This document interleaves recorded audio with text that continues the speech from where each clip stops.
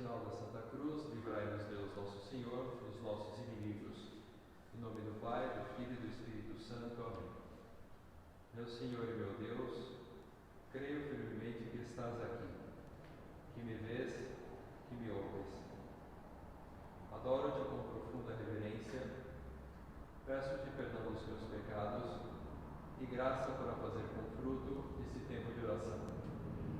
Minha alma imaculada, São José, meu Pai e Senhor, meu anjo da guarda, intercedei por mim.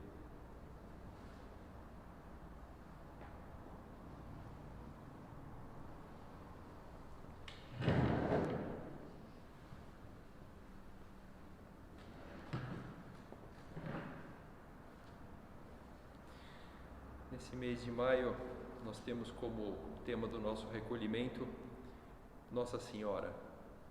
Tema bem apropriado, já que esse é o mês do ano dedicado a ela. E nessas duas meditações, nós vamos dividir esse tema da seguinte maneira. Na primeira, nós vamos considerar Nossa Senhora, sua vida, suas virtudes, suas qualidades, seu amor de mãe. E na segunda, seria como que uma aplicação de tudo isso no serviço às outras pessoas. Sempre desperta o amor em nós quando consideramos o grande amor que alguém tem por nós. E a mesma coisa acontece em relação a Nossa Senhora.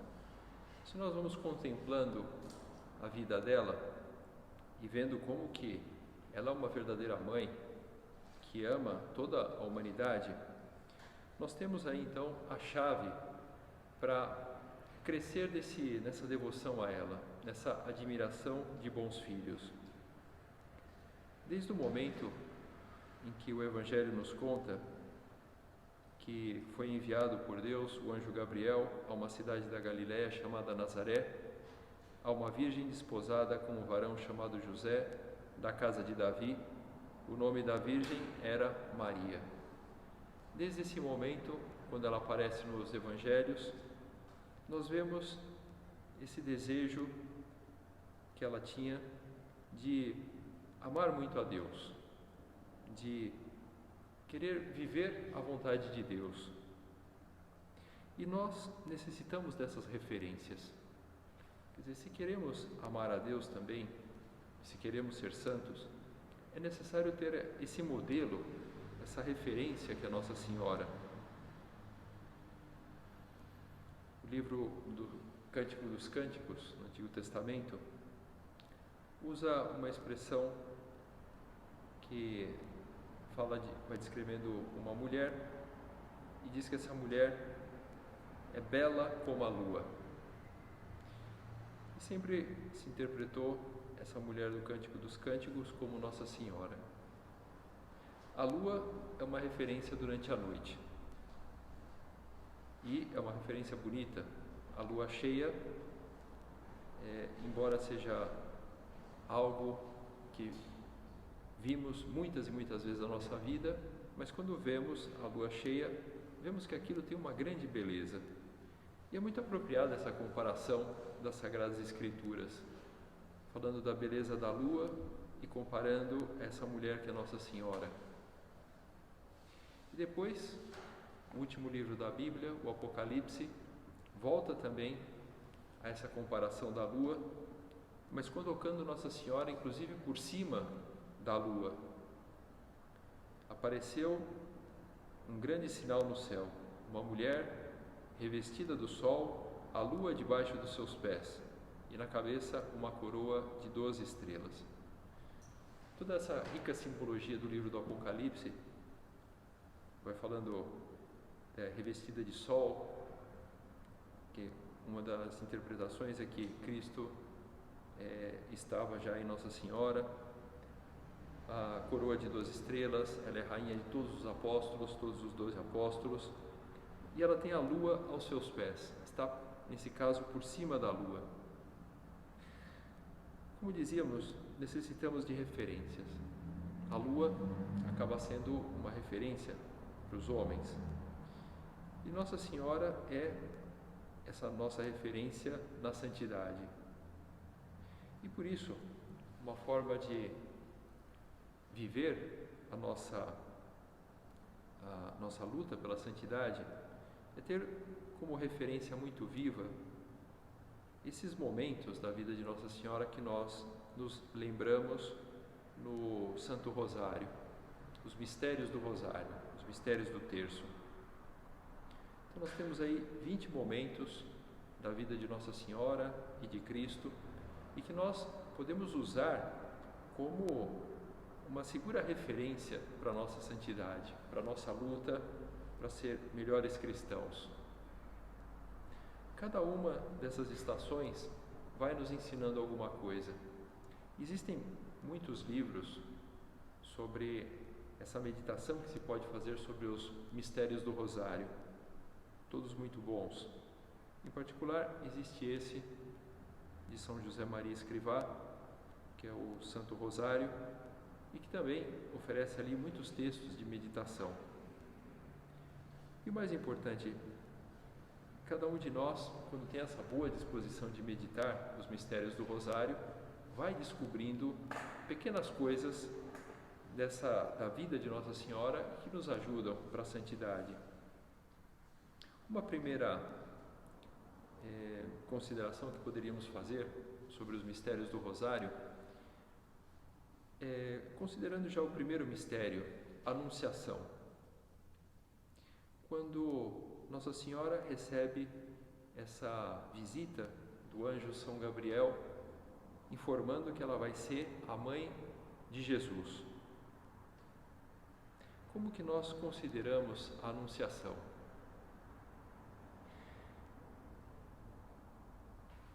Existe um escritor inglês, o Oscar Wilde, que ele teve uma vida muito atribulada. Quando ele era jovem, ele fez uma viagem pela Itália e ficou encantado com o catolicismo. Ele queria muito, naquela altura, se converter para a religião católica, mas quando ele voltou para casa, o pai dele proibiu. E o que aconteceu foi que ele depois passou uma vida bastante atribulada, muitas vezes muito longe de Deus, e depois, 3 dias antes de morrer, ele recebeu os sacramentos e foi recebido na Igreja Católica. Mas ele lamentava isso, ter passado uma vida tão longe da verdade. Mas ele, nessa sua vida, como dizíamos, bastante atribulada, escreveu coisas bonitas e, em particular, quando ele fez essa viagem pela Itália, ele escreveu um soneto dedicado a Nossa Senhora. Esse soneto ele escreveu na cidade de Florença, porque ele foi lá com uma grande expectativa. Ele havia ouvido falar de um afresco do Giotto, um afresco da Anunciação. Então, diziam que era muito bonito pelas cores, pela representação, e é um afresco onde aparece Nossa Senhora de um lado, o São Gabriel do outro, o Espírito Santo descendo, e ele ia com a sua expectativa e na sua imaginação ele foi um pouco construindo como que seria aquela imagem. Temos que lembrar que naquela época não existia tanta fotografia como hoje e nem sonhar fotografia colorida. Então provavelmente a única coisa que ele conhecia daquele afresco era só a descrição e o comentário escrito que alguém teria feito. E ele, quando viu aquela imagem, ele ficou muito admirado e escreveu esse soneto dedicado a Nossa Senhora, que tem como título Ave Maria Gratia Plena, as primeiras palavras da Ave Maria em latim. E esse soneto, uma poesia tão curta, ele vai contando o que ele imaginava. Ele imaginava que ia haver como que alguma cena da mitologia pagã. Inclusive no soneto ele põe o nome de 2 mulheres que também tinham recebido visitas de deuses e uma coisa bastante pagã. E ele ia com essa perspectiva e quando ele viu a imagem, ele ficou muito impressionado. E ficou impressionado pela beleza e ao mesmo tempo pela candura de Nossa Senhora representada ali. E ele, nesse soneto, escreve uma tradução E agora, com olhos e coração admirados, detenho-me diante desse supremo mistério de amor. Quer dizer, toda a mitologia pagã que ele estava pensando antes, aquilo de repente parou para ele, cessou tudo. E agora ele estava diante de um grande, de um supremo mistério de amor. O momento em que o anjo Gabriel comunica a Nossa Senhora e ela aceita ser a mãe do Messias. E ele diz que o que ele viu ali era tudo belo e simples ao mesmo tempo. Era uma moça, a imagem de um anjo com um lírio na mão, e sobre ambos as brancas asas de uma pomba. E aqui talvez a gente já possa descobrir uma das primeiras lições que podemos tirar do mistério da Anunciação do Santo Rosário: a humildade. A humildade de Nossa Senhora é marcante nesse mistério. Nossa Senhora recebe o anúncio de que ela vai ser a mãe do Messias, aquilo que era a coisa mais esperada de Israel, aquilo que era o sonho de toda menina judia. Quer dizer, nenhuma se atrevia a formular dessa forma, assim, aberta: olha, eu vou ser a mãe do Messias. Mas que havia um desejo, havia, assim como todas as famílias judias tinham esse desejo de que o Messias nascesse ali na sua família. E ela acaba de saber que vai ser a mãe do Messias e tem uma atitude humilde. Pelo que lemos no relato do Evangelho, primeiro capítulo de São Lucas, Nossa Senhora não pensou que era excepcional, não pensou que era melhor que as outras, porque sabia que ia ser a mãe do Messias. Inclusive, depois da visita do anjo, o relato evangélico prossegue e Nossa Senhora visita a sua prima, vai visitar Santa Isabel. E na casa de Santa Isabel a recebe muito bem, porque também ela já sabia que o Messias ia nascer de Nossa Senhora. E faz um elogio a Maria, que por sua vez responde: minha alma glorifica ao Senhor, porque olhou para a humildade da sua escrava. Ela se considera uma escrava, se põe nessa posição, inclusive se põe na posição de serviço. Ela vai à casa da sua prima porque quer servir. Mas isso nós vamos considerar na outra meditação, como já havíamos anunciado. Agora se trata de considerar um pouco essa virtude da humildade. Humildade de Nossa Senhora. Humildade que podemos descobrir tantas vezes no Santo Rosário. Quando vamos recitando o Rosário, não só o mistério da Anunciação, mas a humildade é uma constante na vida de Nossa Senhora. E aí vem a pergunta também: e nós? Estamos imitando Nossa Senhora dessa forma? Porque a verdadeira devoção a Nossa Senhora, ela também desperta nos filhos esse desejo de imitar a mãe. É bom que recitemos orações vocais, muitas Ave-Marias.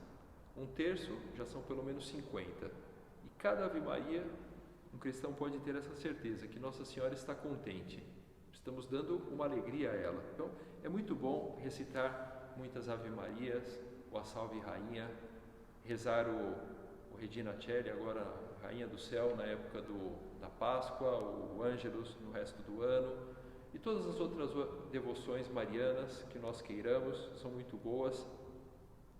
Mas não podemos deixar de imitar Nossa Senhora. Estamos dando muita glória a ela e a Deus se imitamos Nossa Senhora, começando pela humildade. Quer dizer, a humildade é uma das virtudes básicas para a vida espiritual. Quer dizer, por que tem cristãos que às vezes não progridem espiritualmente? Ficam como que bloqueados na vida espiritual. Muitas vezes é o problema da humildade. A pessoa que é orgulhosa, que pensa que consegue as coisas na base do esforço pessoal, e é importante o esforço pessoal, sem dúvida, mas é muito mais importante a humildade. Inclusive, às vezes uma pessoa está fazendo um verdadeiro esforço, bom, sincero, e não recebe graças de Deus. Por quê? Porque Deus resiste aos soberbos. Esse versículo que é repetido por São Pedro e por São Tiago no Novo Testamento, Deus resiste aos soberbos e dá a sua graça aos humildes. Humildade.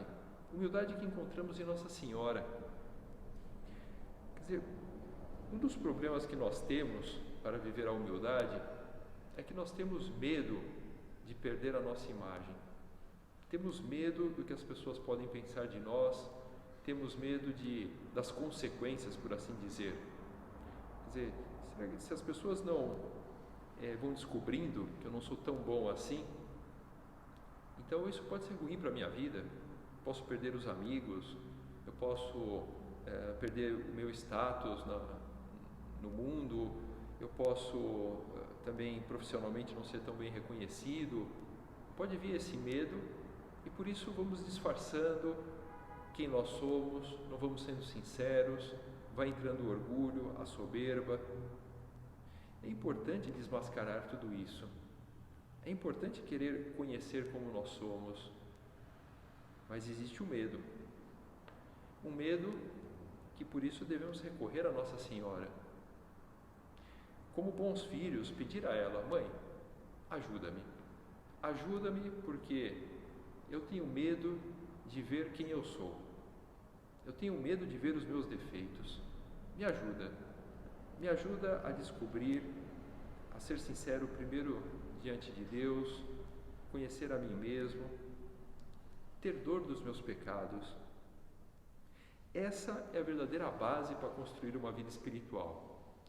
Se não há sinceridade, se não há humildade, se não há um reconhecimento real de quem nós somos, a vida espiritual fica bloqueada. Nossa Senhora nos ensina a humildade.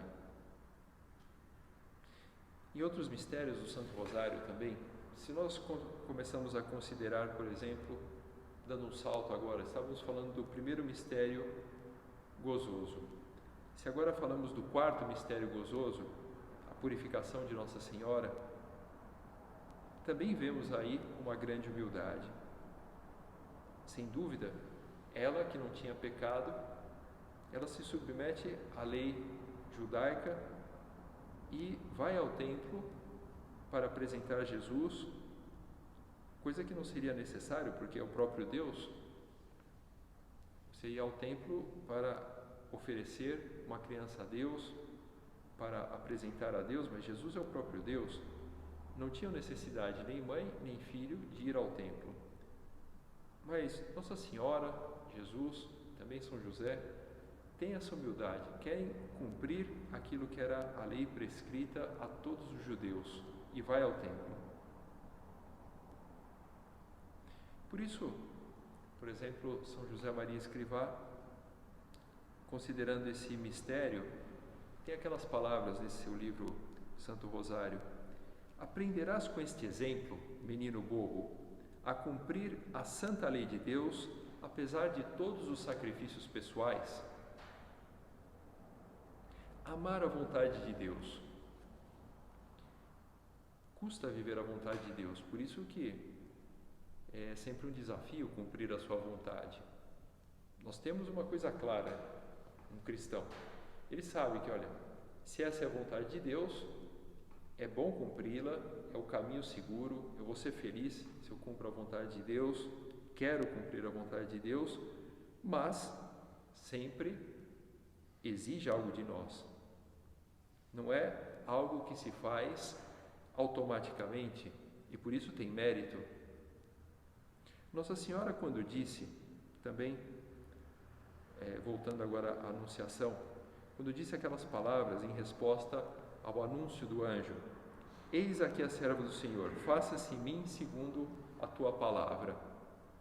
Essas palavras são muito bonitas, inclusive nós recordamos durante o ano essas palavras quando rezamos o Ângelus ao meio-dia, mas ao mesmo tempo são muito exigentes. cumprir a vontade de Deus. Quer dizer, faça-se em mim segundo a tua palavra. Agora podemos fazer um momento de exame. Quer dizer, será que você e eu temos essa coragem que tinha Nossa Senhora? Será que nós dizemos essas palavras com autenticidade? Faça-se em mim segundo a tua palavra. Diante dessa pergunta, ao menos podemos dizer para Jesus: Senhor, eu quero amar a sua vontade como amou a sua mãe. Na verdade, essas palavras de Nossa Senhora, que marcam a concepção de Jesus, já o começo da vida do Filho de Deus no seio de Nossa Senhora, também são uma constante da vida de Cristo. Jesus, ele durante a sua vida vai repetindo que ele está cumprindo a vontade do Pai, que ele foi enviado pelo Pai, que ele veio a esse mundo com uma missão. E depois, no momento derradeiro, no momento da oração no horto, aquela oração tão elevada de Cristo, em que ele faz esse diálogo forte com o Pai, que ele tem medo, que ele começa a suar sangue, e que ele diz, como nos contam os 3 evangelhos sinóticos: não se faça a minha vontade, mas a tua. Cristo aqui está ecoando as palavras de Nossa Senhora. Vemos na vida da mãe, na vida do filho, esse desejo de cumprir a vontade de Deus. Cristo dizia essas palavras, evidentemente, porque ele sentia que a sua vontade humana estava se rebelando contra a vontade de Deus. E por isso fala: não se faça a minha, mas a tua. Quer dizer, não se faça a minha vontade humana, mas se faça a vontade divina. E nós queremos cumprir a vontade de Deus? A vontade é dessas coisas que nós temos que é mais difícil de dar para Deus. Quer dizer, tem muita coisa que é difícil dar para Deus. Às vezes podemos sentir que custa dar dinheiro, contribuir com esmolas ou com obras de caridade, ou ajudar uma pessoa, dar o nosso tempo custa, mas a vontade é uma dessas coisas que custa muito para o ser humano. Bom, basta ver uma cena que pelo menos para mim, me diverte muito quando eu vejo, e é muito frequente ver isso. Todos nós vemos habitualmente. Você vai andando pela rua, tem ali uma família, às vezes pai, mãe, algumas crianças, e ali tem uma criancinha pequena, talvez 4, 5 anos, e você não sabe o que eles estavam falando. Tinha algum diálogo ali na família, mas quando você passa do lado, você só ouve a criança dizendo: eu quero, com muita força. Ou o contrário, eu não quero. E é admirável como que um ser humano de 4 anos, que até outro dia não existia, acabou de chegar no mundo, mas uma coisa que ele já entendeu é que ele tem uma coisa chamada vontade. E a vontade é minha e eu faço o que eu quiser. Já com 4 anos entendeu. Em geral, isso aí vai ao longo de toda a vida. Dar a vontade não é fácil. Uma criança pequena tem dificuldade de dar a sua própria vontade para o pai ou para a mãe. E um cristão também sente a mesma dificuldade com Deus. Claro que é diferente.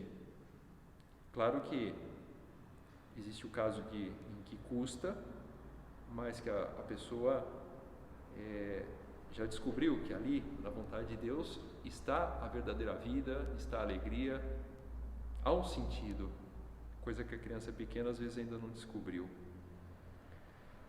Amamos a vontade de Deus? Essa é a pergunta que podemos fazer.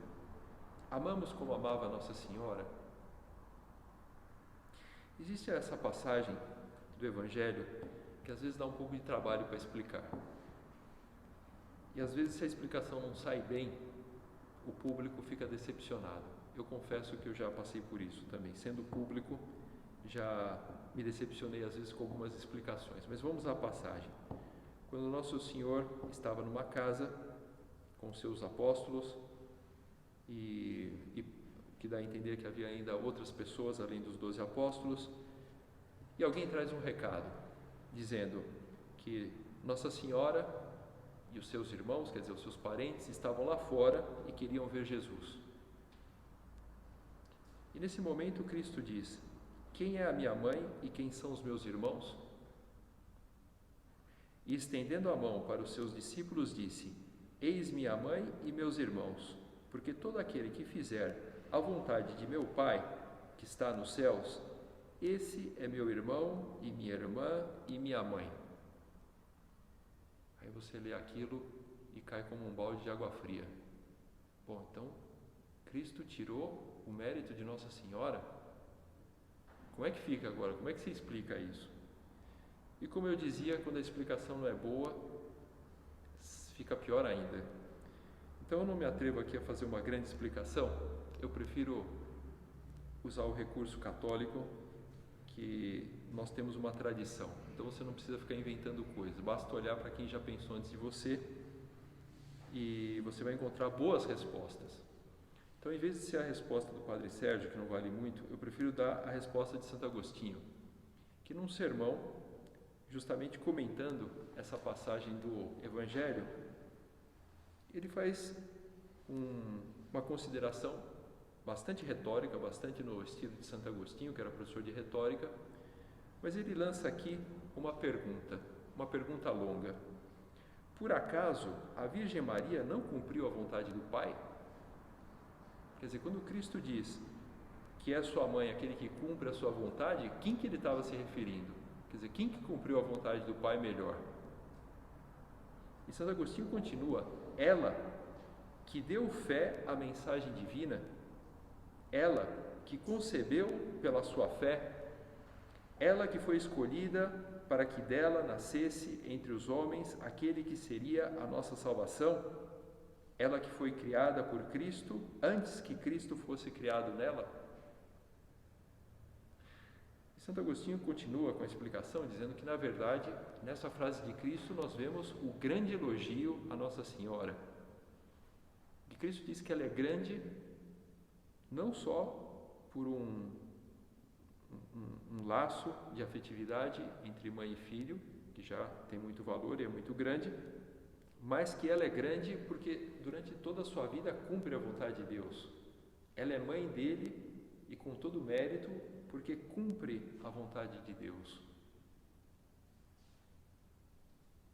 Cumprir a vontade de Deus exige de nós essa coragem, essa determinação, esse desejo de procurar refúgio em nossa mãe.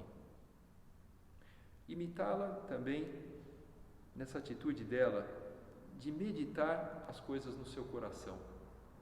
Por 2 vezes os evangelhos nos contam que Nossa Senhora, diante de situações que não entendia bem o que estava acontecendo, ela meditava no seu coração. Uma é quando os magos visitaram o menino. Aquilo que é bonito no Natal nós consideramos, de repente uns camelos, uns homens do Oriente trazendo ouro, incenso, mirra. Fica uma coisa assim divertida hoje. Mas naquele momento era uma coisa assim um pouco, o que está acontecendo aqui? E claro que Nossa Senhora e São José não entenderam bem aquilo. Mas o Evangelho nos conta que ela ia meditando. E também quando o menino se perdeu no templo, 3 dias sem encontrar Jesus. E ela não entendeu as palavras que ele disse a eles no final. Mas São Lucas repete outra vez: sua mãe conservava todas essas coisas no seu coração. Peçamos à nossa mãe que nos ajude também a considerar, a ter a vida do seu filho no nosso coração e a sua vida também, porque é parte da vida de Cristo. E que, meditando na vida de Cristo e na vida de Nossa Senhora, principalmente nos mistérios do Rosário, rezando o Rosário nesse mês de maio, nós tenhamos essa boa disposição de identificar-nos com ela, de querer ser bons filhos dessa boa mãe que nós temos no céu.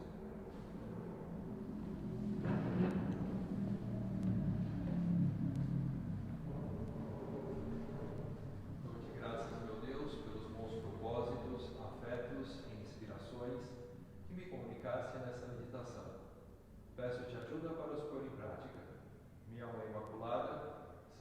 ó Pai, Senhor, meu anjo da guarda, intercedei por mim.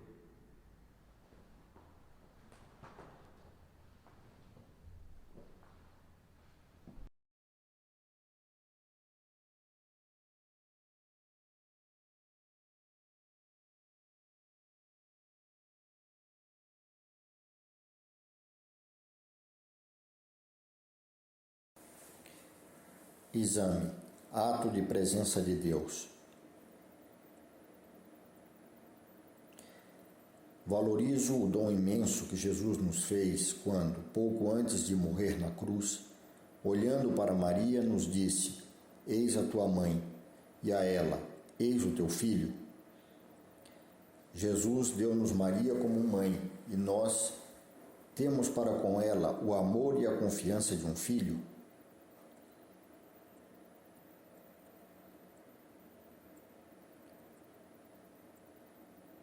Como nas bodas de Caná, Maria intercede agora diante de Deus pelas nossas necessidades. Confio a proteção da Santíssima Virgem, a minha família, os meus filhos, os sobrinhos, os parentes, os amigos e os filhos dos meus amigos.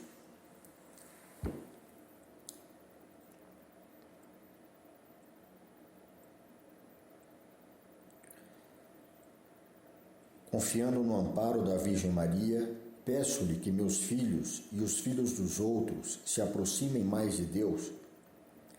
Coloco meus filhos sob a proteção de Nossa Senhora para que ela cuide deles e os apresente maternalmente a Deus, como apresentou seu filho Jesus no templo.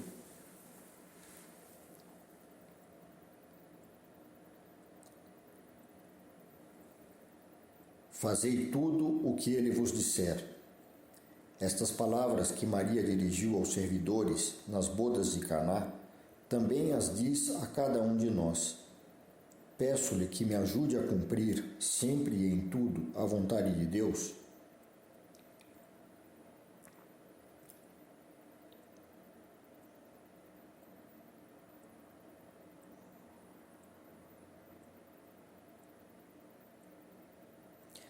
Rezo com piedade e devoção o Santo Rosário, o terço.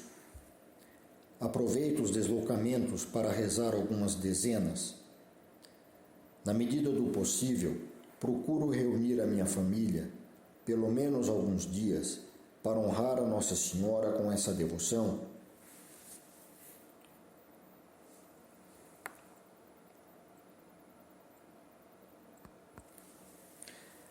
Aprendo as lições do exemplo de Maria.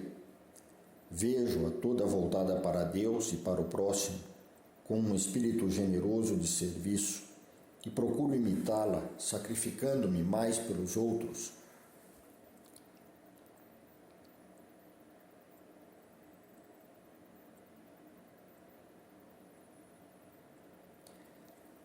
Contemplando a serenidade e a paz da alma de Maria, entendo a grande verdade daquelas palavras de Cristo, que são lembradas por São Paulo: há mais alegria em dar do que em receber.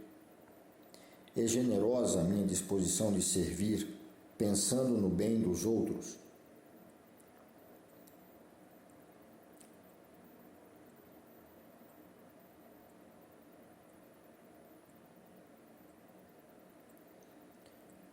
No meu lar, procuro fomentar um ambiente alegre, sendo positivo nos meus comentários. Esforço-me para chegar do trabalho, no que de mim depende, com tempo para me dedicar à esposa e aos filhos. Interesso-me pelas suas coisas e os escuto, mesmo que esteja cansado.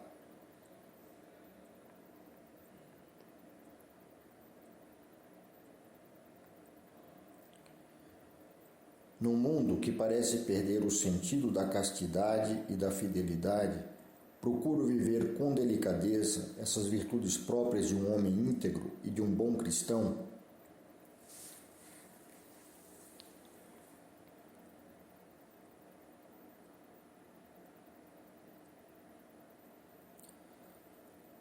Que meios emprego para ser fiel?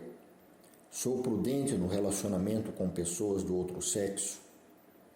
Ensino de modo positivo os meus amigos a evitar situações que possam comprometer o seu casamento.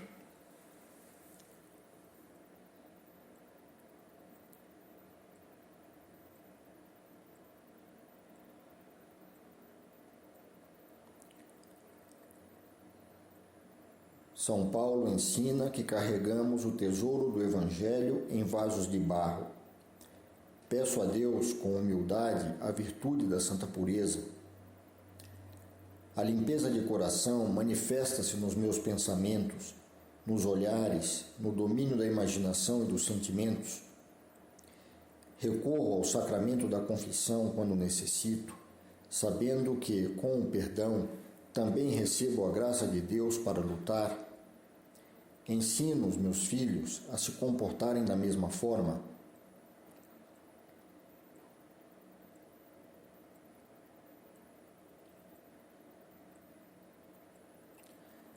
A pureza exige o pudor, que, preservando a intimidade da pessoa, exprime a delicadeza da castidade e regula os olhares e gestos, de acordo com a dignidade das pessoas. Essa dignidade reflete no meu modo de vestir e de me comportar, nas minhas conversas, no meu ambiente de trabalho e na minha casa, publicações, programas de televisão, filmes, internet, etc. Ajudo a minha esposa e os meus filhos nesse âmbito.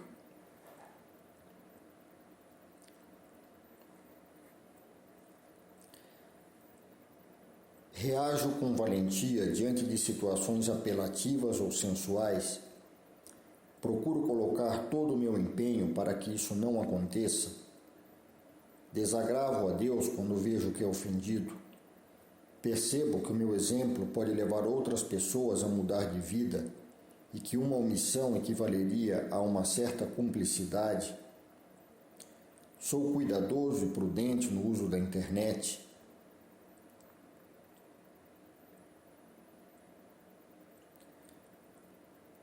Ato de contrição.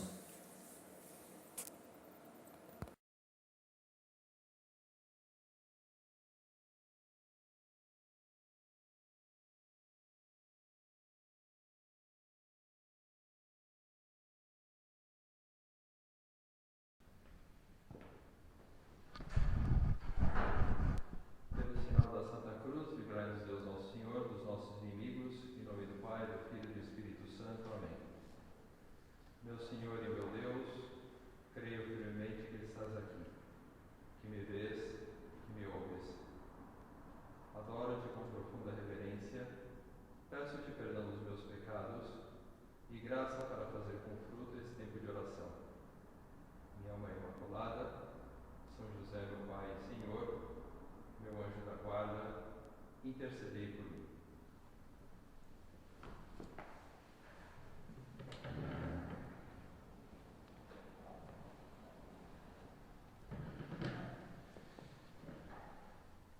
Então, como já havíamos dito na primeira meditação, agora vamos considerar o espírito de serviço, a disposição de servir as outras pessoas com alegria.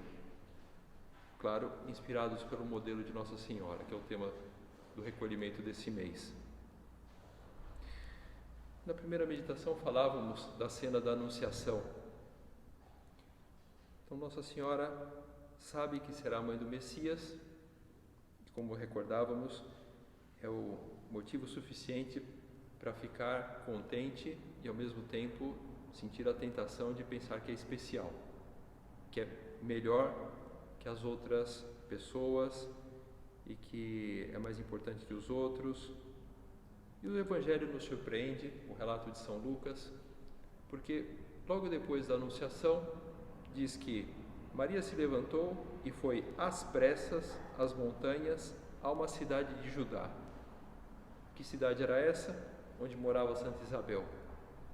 Ela soube que Santa Isabel ia ser mãe, também quando soube que ela mesma seria a mãe do Messias, e em vez de ficar considerando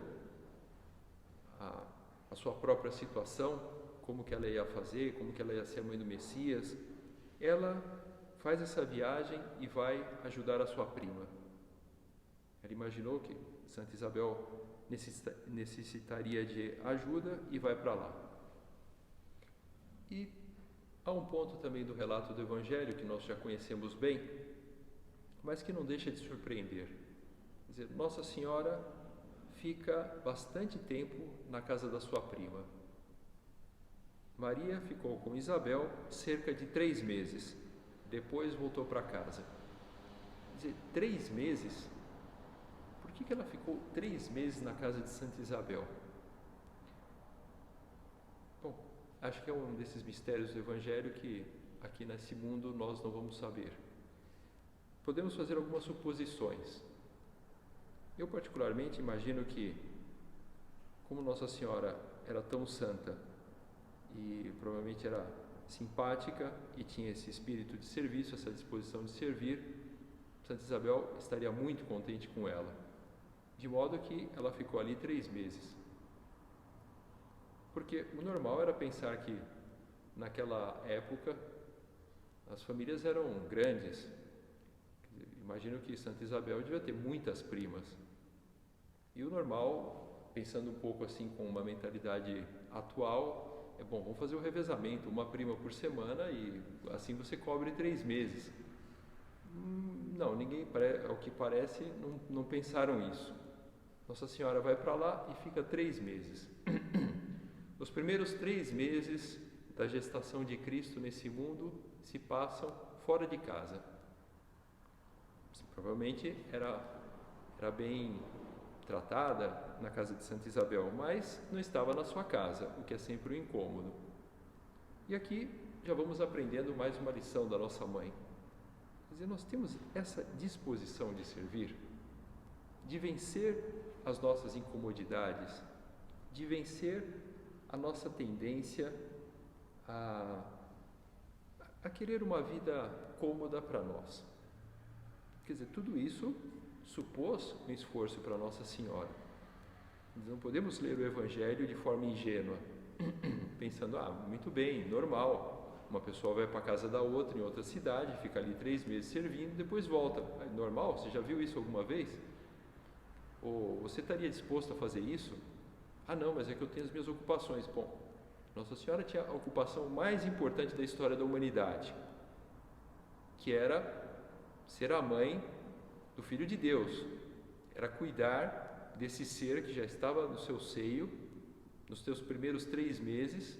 Então, ela tinha toda a desculpa para ficar em casa e não fazer mais nada.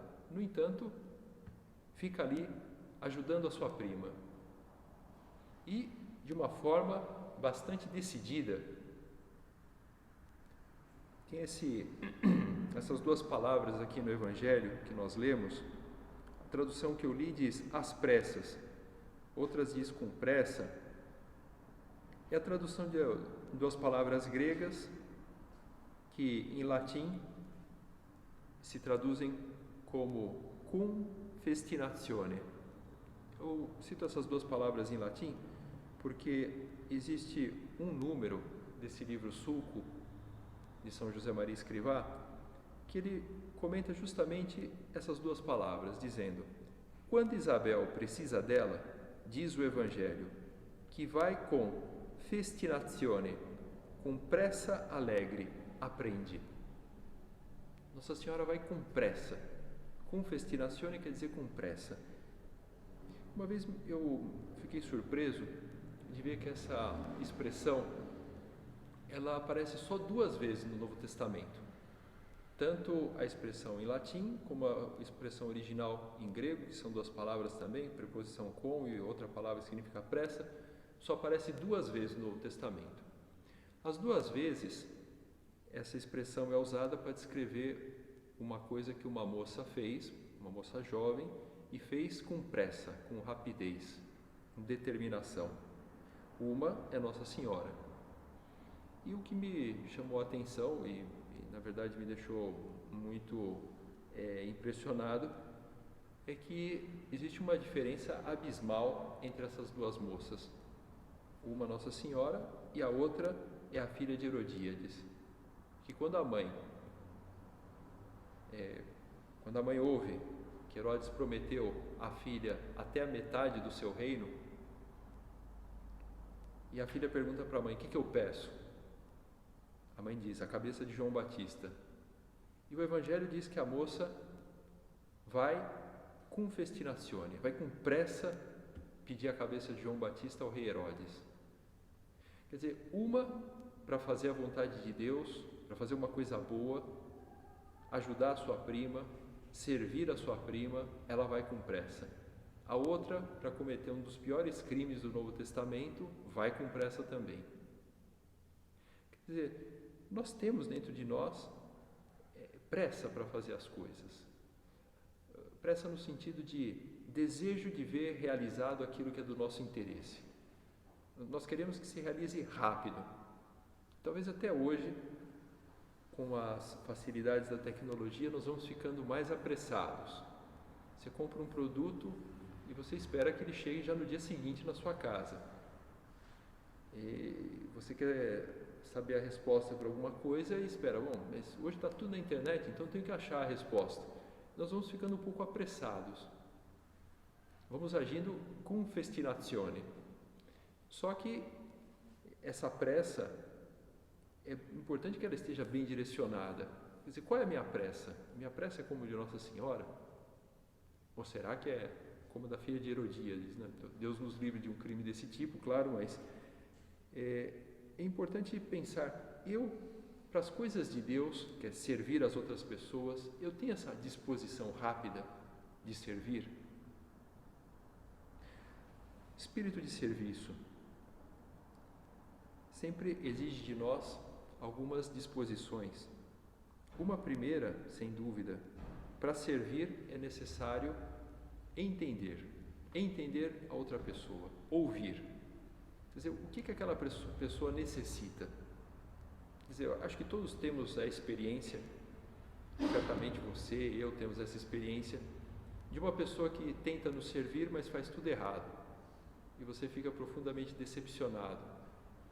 Você fala, não, mas eu tinha pedido A, ela me deu B, eu gosto disso, eu detesto aquilo, ela me deu justo o que eu detesto. Por quê? Porque às vezes tem pessoas que até têm uma boa vontade, querem servir, mas não conseguem ouvir, não conseguem entender o que a outra pessoa necessita. Por isso, primeiro passo, ouvir. Nossa Senhora ouvia. Quer dizer, o anjo vem, comunica uma grande mensagem para ela, a mensagem principal é que ela vai ser a mãe do Messias, mas ela ouviu tudo. Ela ouviu também que a sua prima ia ser mãe. Ela não ficou distraída, não se fez desentendida. Entendi tudo, né? Não, ela entendeu mesmo os detalhes e por isso pôde servir. Isso nós vemos em outros momentos também da sua vida. A cena também, que é um dos mistérios do Rosário, agora dos mistérios luminosos, que é as bodas de Caná. Ela descobre que vai acabar o vinho daquela festa e diz para Jesus, não tem vinho. E Jesus diz aquelas palavras que também dão um pouco de trabalho, às vezes, para quem tem que interpretar e explicar essa passagem do Evangelho. Mulher, que importa isso a mim e a ti? Ainda não chegou a minha hora.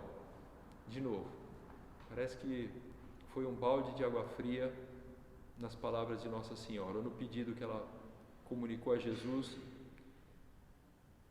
Bom, primeiro, os biblistas explicam que quando Jesus disse mulher, isso não tem o mesmo significado que tem em português, na linguagem que a gente usa aqui no Brasil. Hoje, quando o marido está irritado, ele diz mulher, aí depois o que vem é a irritação dele. Então, não é o caso aqui. Na língua que Jesus falava, no aramaico, era uma forma natural, até de um filho se dirigir à mãe, ele podia dizer dessa forma, mulher. Então, primeiro, essa primeira palavra não tem uma conotação negativa como tem hoje para nós. Mas depois, quando ele diz, que importa isso a ti e a mim, faz a pergunta, o interessante é ver que, imediatamente, Nossa Senhora já entendeu que ele ia fazer o milagre, ele ia fazer alguma coisa. pelo tom de voz, pela forma que ele falou. Tanto é que ela já está tão confiante que diz aos empregados que estavam ali na festa: fazei tudo o que ele vos disser. E aí ela já desaparece. Nossa Senhora desaparece do Evangelho de São João e só vai aparecer mais para frente, no momento da crucifixão de Cristo, no momento que Cristo mais necessitava de alguém que estivesse ao seu lado. Aí ela aparece de volta. Mas Nossa Senhora sabia ouvir, sabia perceber o que uma pessoa necessitava, por exemplo, nas bodas de Caná, e sabia ouvir a voz de Cristo. Quando ele faz essa pergunta para ela e diz que ainda não chegou a sua hora, mas ela intuiu. Ela, como uma boa mãe que conhece o filho, já percebeu que ele faria alguma coisa. Por isso já começa a mover os servos ali da festa para que façam alguma coisa. Olha, o que ele pedir vocês façam. E Jesus realiza o grande milagre, transforma água em vinho.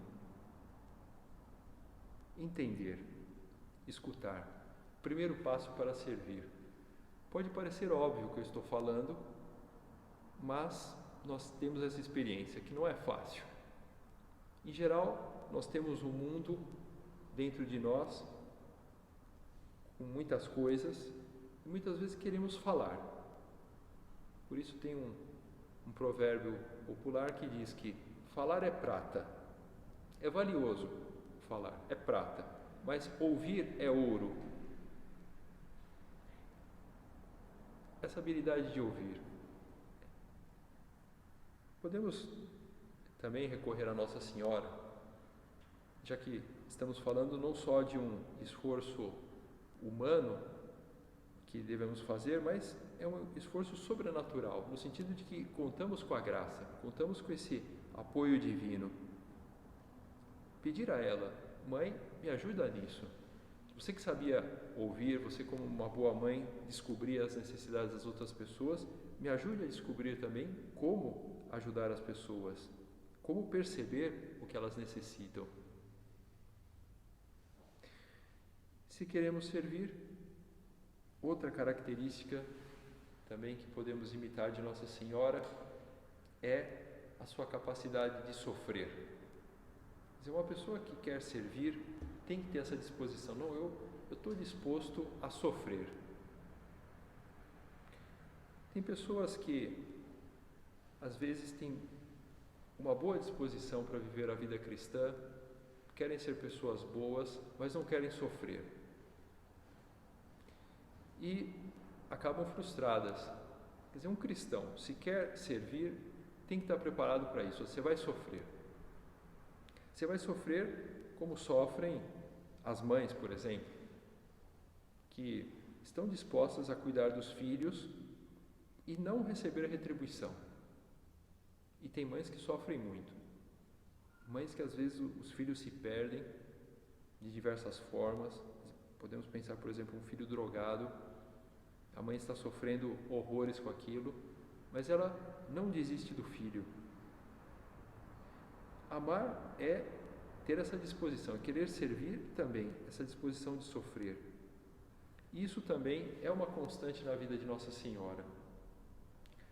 Quando ela leva Jesus ao templo, na apresentação, ali ela encontra duas pessoas, Simeão e Ana.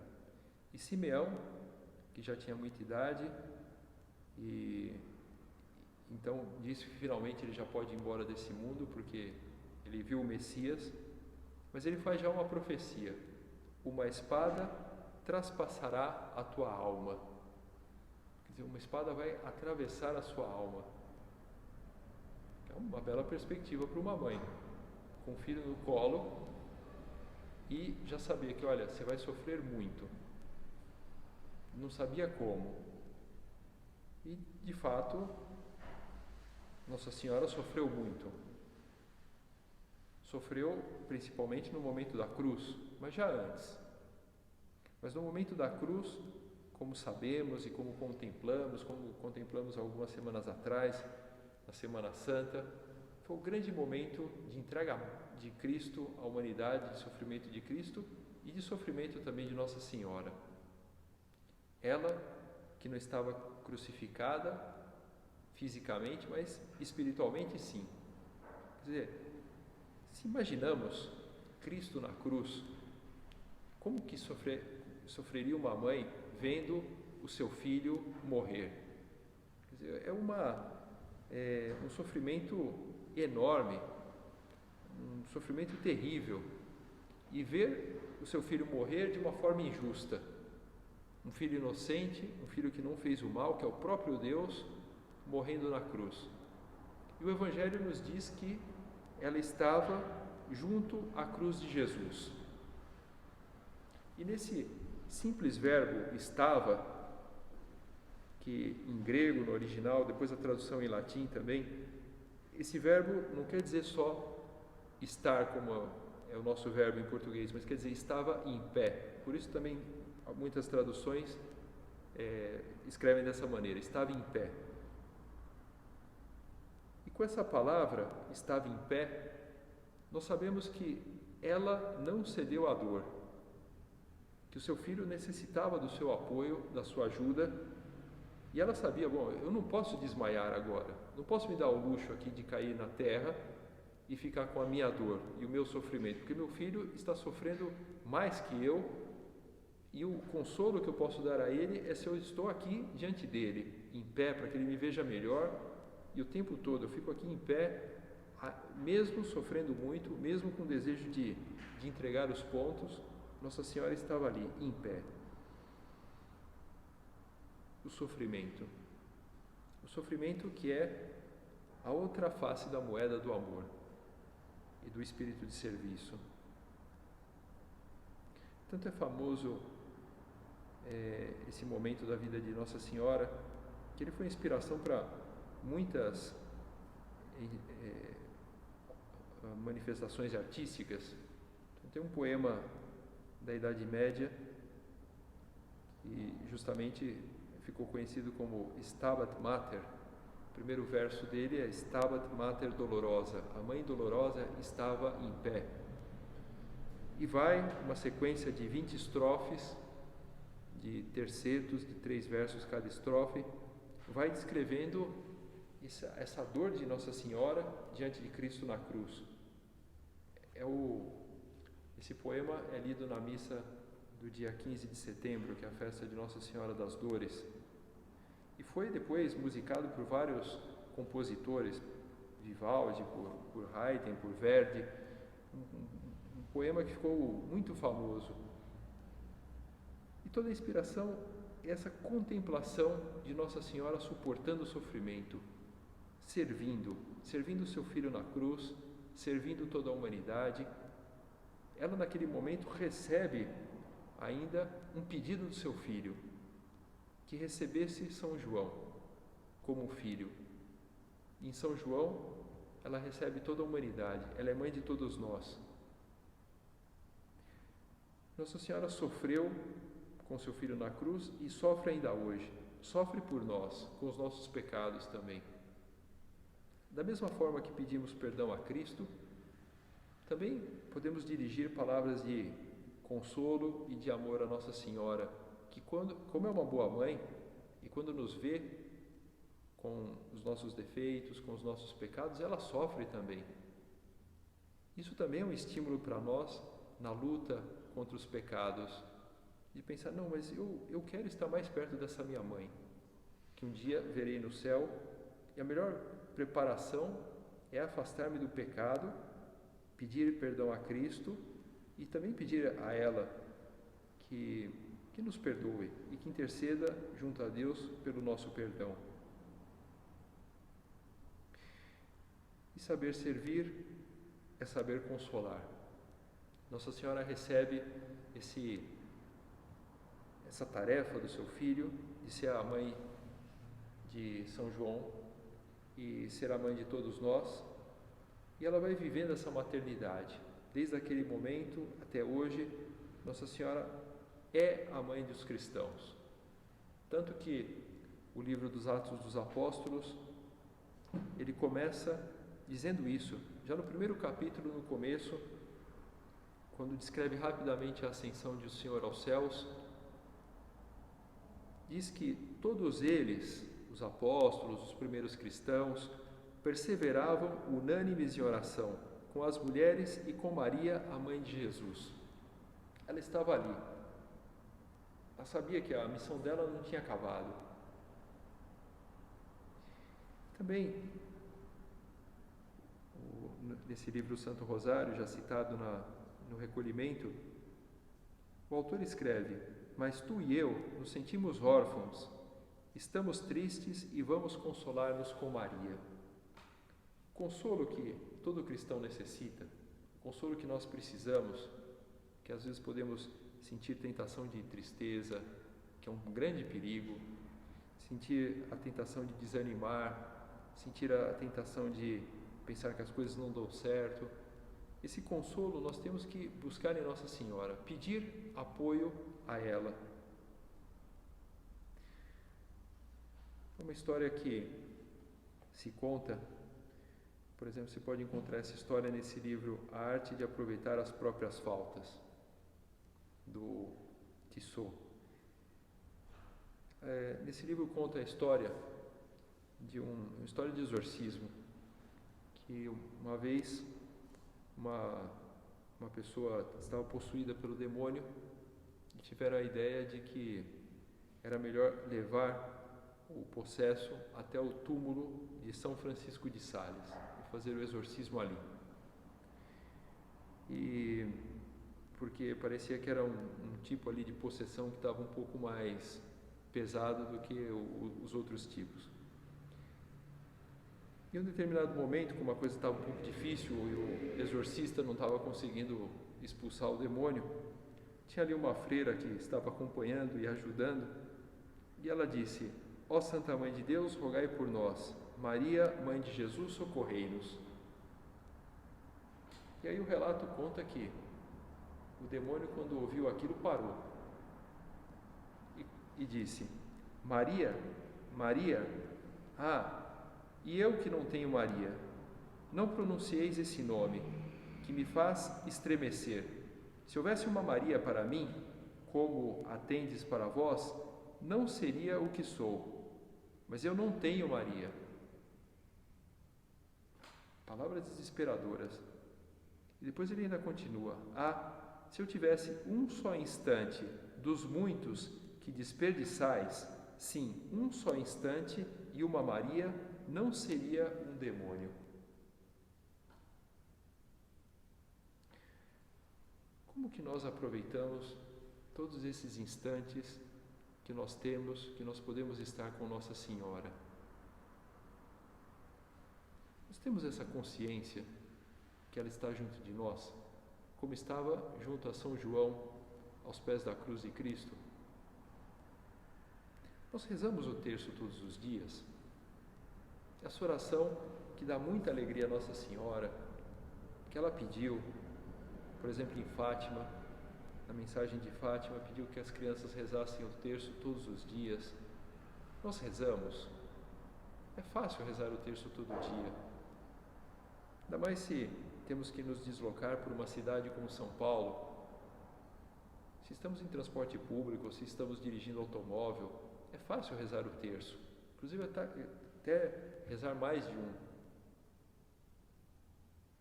São esses instantes que nós temos com Nossa Senhora, esses instantes muito valiosos. Como que vamos usando tudo isso? Nossa Senhora sabe consolar. Ela está perto de cada um dos seus filhos. E se nós estamos perto dela, vamos aprender a consolar também. Como um filho que vai aprendendo da sua mãe, nós também vamos aprender a consolar. Se às vezes queremos entender melhor as pessoas, como dizíamos antes, ter essa capacidade de sofrer, e se queremos consolar, queremos dizer as palavras que confortam, e às vezes podemos fazer o contrário, às vezes podemos falar palavras que ferem, porque perdemos a paciência, estamos irritados, às vezes até pensamos que a melhor forma de passar a irritação é colocar para fora. Então agredimos, ferimos as pessoas.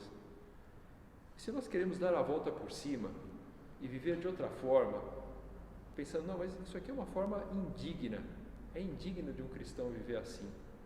Um cristão não pode ter uma língua que fere, um cristão tem que ter uma língua que consola, como era Nossa Senhora, se podemos imaginar, quer dizer, como que ela estava ali entre os primeiros cristãos, consolando. Se queremos viver dessa forma, devemos nos aproximar dela. Estando perto dela, criar essa sensibilidade de descobrir como que podemos agradar as pessoas, como podemos ser amáveis. Uma das invocações do terço, que nós repetimos todos os dias, é Mãe Amável. Mãe Amável, rogai por nós. Se nós queremos ganhar um pouco dessa amabilidade, é recorrer a ela. Inclusive quando pedimos dessa forma, pode até ser uma dessas jaculatórias boas para o mês de maio. Repetir também essa jaculatória, Mãe Amável, rogai por nós. Essa é uma boa forma de servir. Uma pessoa amável é a pessoa que consegue servir. Sem amabilidade não há serviço. Pode existir favor, podemos pagar alguma coisa que nós devemos, podemos cumprir uma formalidade, mas o serviço mesmo, quer dizer, descobrir o que uma pessoa necessita e querer fazer algo por ela, isso nós conseguimos se há amabilidade. Amabilidade que nós encontramos em Nossa Senhora. E servir com alegria. Servir com alegria porque ela é a causa da nossa alegria, como também invocamos na ladainha. Alegria e serviço. Encontramos em Nossa Senhora, que está sempre disposta a nos ajudar como filhos, a que vivamos e imitemos a ela também nessa sua característica, serviço e alegria.